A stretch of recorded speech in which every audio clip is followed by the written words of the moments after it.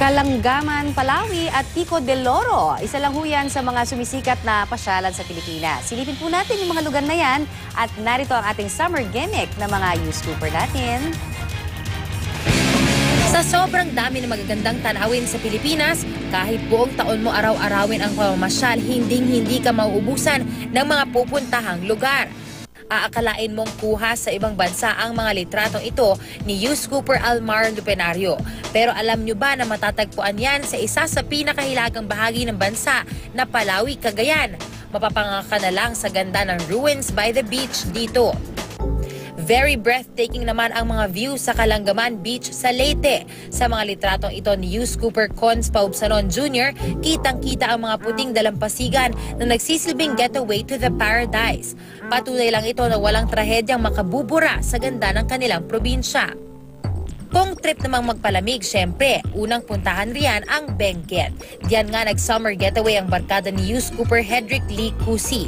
Patok na patok sa barkada ang pamamasyal sa mga kabundukan sa norte.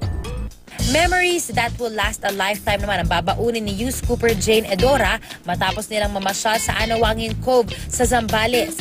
Living testament daw sila na the family who travels together stays happy forever. Buwis-buhay na adventure naman ang sinuong ni youth-scooper JB Junicio sa Mount Pico del Oro sa Cavite. Napakatarik ng monolith na yan at kailangang akyatin ang mga bato para makarating sa summit nito. Pero pagdating naman sa tuktok, masisilayan ng walang kapantay na kagandahan. Life is always lovelier in Baler. Yan naman ang peg ng bakasyon ni youth-scooper Jerry John Lim. Para sa kanila, wala nang sigurong mas magandang paraan to spend the summer vacation kaysa sa makasama ang mga mahal sa buhay na gumora sa Aurora. Tunay ngang mas maligaya ang buhay tuwing naglalakbay. Kaya naman ishare sa amin ang memories ng inyong summer getaways.